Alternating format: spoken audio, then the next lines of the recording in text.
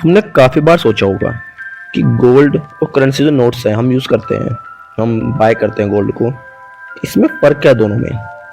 तो आज इन दोनों के बारे में बात कर लेते हैं कि गोल्ड और जो करेंसी नोट्स हम यूज़ करते हैं इनमें डिफरेंस क्या है बेसिकली। देखो, गोल्ड जो है एक कॉमोडिटी है। कॉमोडिटी, अब तुम सोचोगे कि कॉमोडिटी होता क्या है। कॉमोडिटी तुम ऐसे सोच सकते हो कि जिसका प्राइस बढ़ता घटता है, मतलब जो भी हमारे आसपास चीज़ें हैं, चेयर्स जो हम खाना खाते हैं, वीट, अनाज हो गया, गोल्ड मतलब कोई भी मेटल, वो आता है कॉमोडिटी के अंदर। इनका प्राइस जो है फ्लक्चुएट होता है, इनका प्राइस बढ़ जाता है, कभी घट जाता है।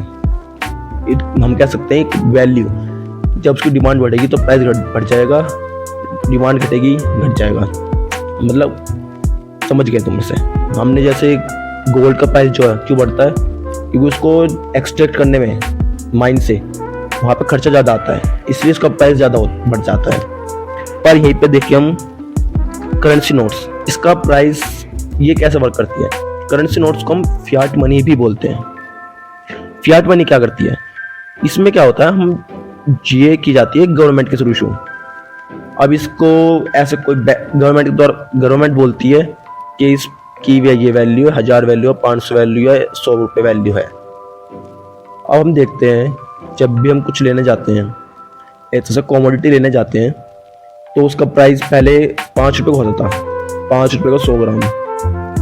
लेकिन अब अगर हम अब देखें तो उसका प्राइस 5 रुपये से 100 ग्राम ना होके 5 रुपये का 50 ग्राम मिलता है हमें। ऐसा क्यों हो रहा है? क्योंकि जो कॉमोडिटी है उसका प्राइस बढ़ से घट सकता है, लेकिन जो फियाट मनी है उसका प्राइस मोस्टली घटता है, सिर्फ घटता ही है बेसिकली इसका।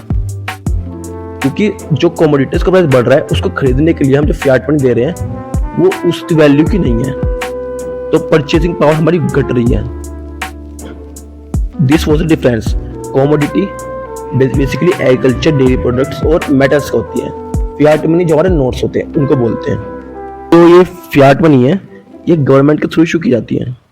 अगर गवर्नमेंट इनको लार्ज अमाउंट में इशू करके पब्लिक को दे दें तो उससे क्या होगा, इन्फ्लेशन बढ़ेगा।